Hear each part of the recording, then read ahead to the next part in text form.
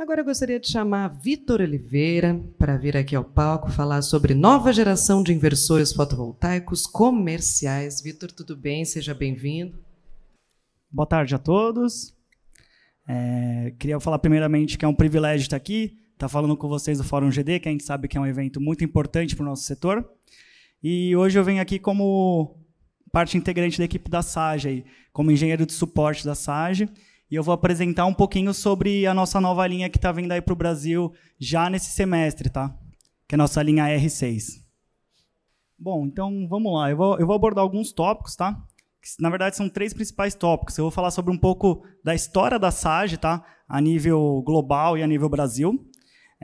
Vou falar um pouco sobre a evolução do módulo fotovoltaico, bem breve, só para vocês terem uma noção do porquê a gente está falando de uma nova linha de inversores e de por que tanta gente falou sobre novas linhas de inversores aí para acompanhar o mercado. E, por último, a nossa nova geração de inversores da SAGE. Não sei quem conhece SAGE, mas é uma empresa que quem trabalha gosta. A gente não está tanto tempo no mercado assim, mas a gente está cada vez mais tentando colocar mais gente aí na equipe para a gente tentar expandir o nosso mercado, né?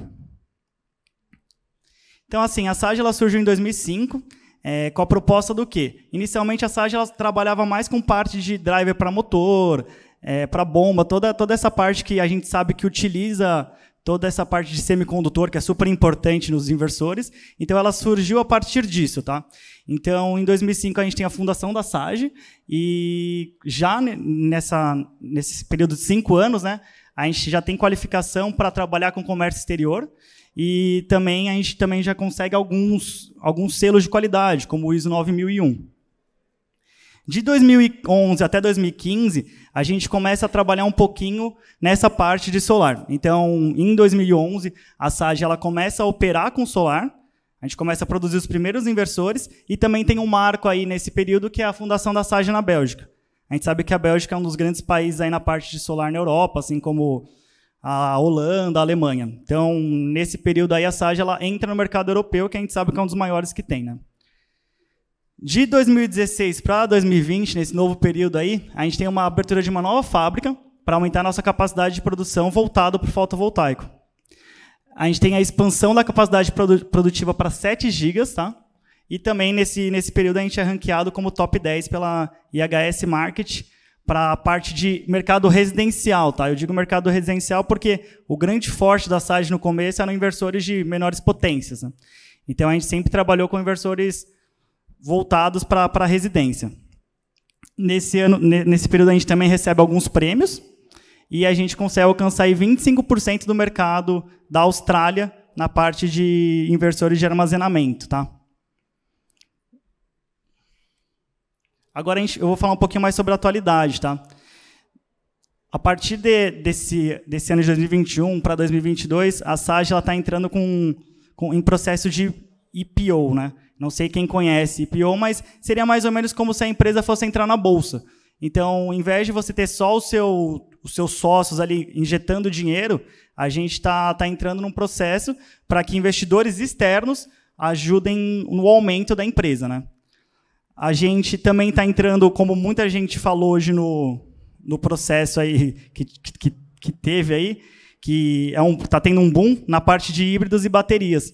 Então, é uma realidade que na SAGE vai estar presente aí no final do ano, mais para o ano que vem, a parte de híbridos, mas a gente vai estar também tentando encabeçar esse novo projeto.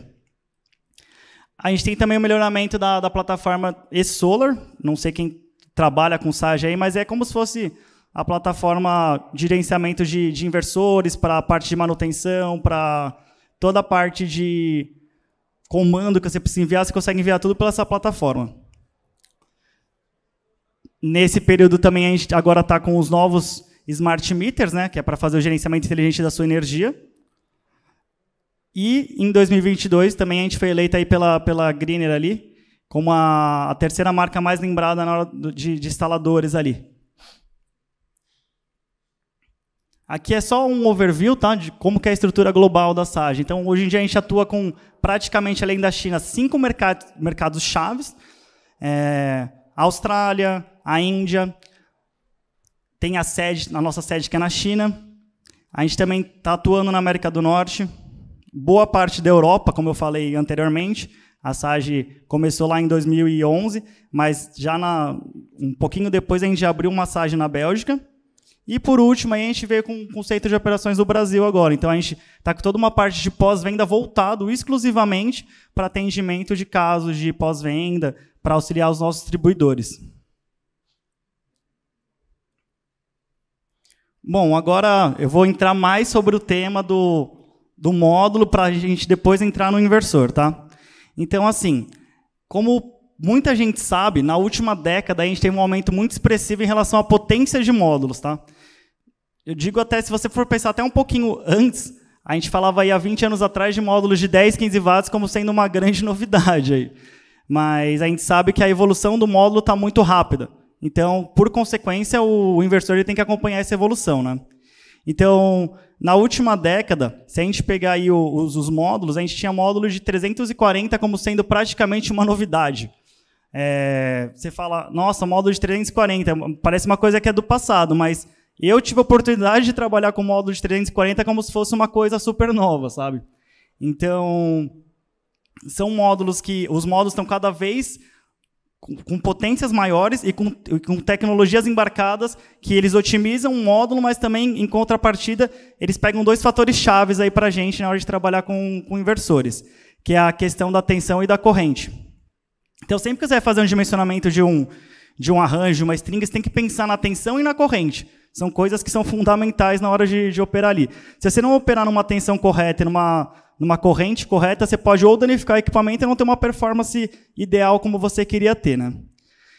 Então, aqui eu estou colocando dois exemplos, só para vocês terem uma noção, para a gente falar um pouco sobre a questão da corrente e da tensão do módulo. Então, módulo de 330, a gente operava numa faixa de 9 até 10 amperes ali, e numa faixa de tensão ali de 35 até uns 50 volts no máximo ali. Claro que levando em consideração a temperatura ambiente, né? Já módulos de 540, que eu até coloquei aqui, mas não são módulos tão atuais. A gente sabe que tem módulos hoje em dia no mercado de 650, 700. Quem teve a oportunidade de ir na Intersolar viu esses módulos. Então, são módulos que eles estão aumentando ainda mais a corrente de curto deles, tá? Então, você tem uma corrente ali em torno de 12 até 14 amperes.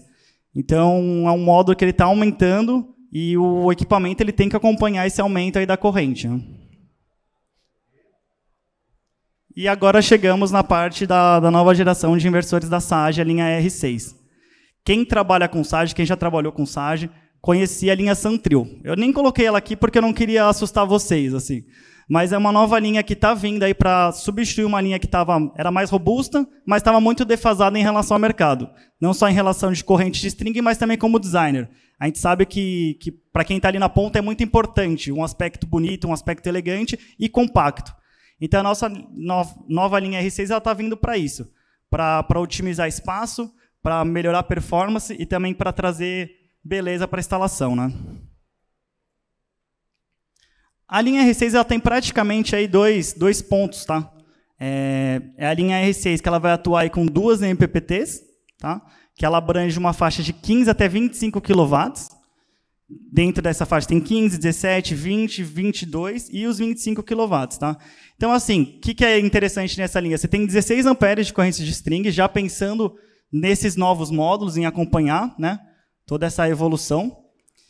Você tem DPS CC e CA integrados no equipamento, né, estão embutidos ali. Tem 10% de sobrecarga CA. O que é esses 10% de sobrecarga CA? Você consegue, via aplicativo, você consegue, como eu posso dizer, programar, presetar o quanto você quer a mais do seu equipamento. Então, um equipamento de 50, você pode chegar até 55 com ele. Então, você tem esse over aí de 10% na parte CA. Você tem também a questão de protetor de curto, de arco, na verdade, de arco fotovoltaico, mas é uma coisa que é mais opcional. Então, quando você for fazer a importação, quando você for comprar esse equipamento, você vai solicitar essa parte de arco fotovoltaico. E, por último, a gente tem também a questão do monitoramento 24 horas, que também é opcional. Por que é opcional? A gente está falando do Smart Meter. É um equipamento que ele vai medir ali 24 horas por dia o seu perfil de consumo, tomando um gancho que foi falado agora da Fronos. Você vai pegar 24 horas por dia e vai entender aonde você consome mais e aonde você gera mais também. Então, é interessante esse ponto aí.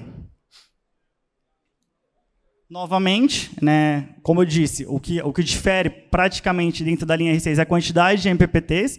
Então, o inversor ele é praticamente igual, salvo a quantidade de MPPTs. E aqui a gente tem um pouquinho falando sobre o over da parte CC. Acompanhando aí também tendências de mercado, a gente está com 50% de over na parte CC. Então, você consegue colocar mais módulos para tentar buscar um fator de capacidade dessa usina um pouco maior, né? Aqui tem um pequeno esquemático aí mostrando mais ou menos como que é a questão dos 16 amperes, né? Então, você tem 32 amperes por MPPT e você pode trabalhar com 16 por string, tá? Um ponto que é importante que eu acho abordar é a questão dos 32 por MPPT, tá? Às vezes a gente tem muita instalação por aí que o pessoal pega, unifica tudo num negócio só e fala, ó, é 32 por MPPT, então eu vou colocar 32. Não. Se tem duas strings, tem uma razão de ser. Então, é 16 em uma e 16 na outra. Tem que fazer a divisão aí, né? Às vezes o pessoal quer economizar num cabo e acaba danificando o equipamento. Então, é um ponto que tem que ser observado também. Aqui eu estou mostrando mais ou menos a questão do medidor inteligente, do Smart Meter. Então, quem não conhece Smart Meter, ele nada mais faz do que todo o gerenciamento da parte CA em relação às cargas. Ele também gerencia a questão dos módulos, tudo que está embutido no sistema. Então, no Smart Meter, você consegue não somente gerenciar, tá? Como você também consegue fazer uma comparação em relação ao que está sendo consumido e o que está sendo injetado na rede.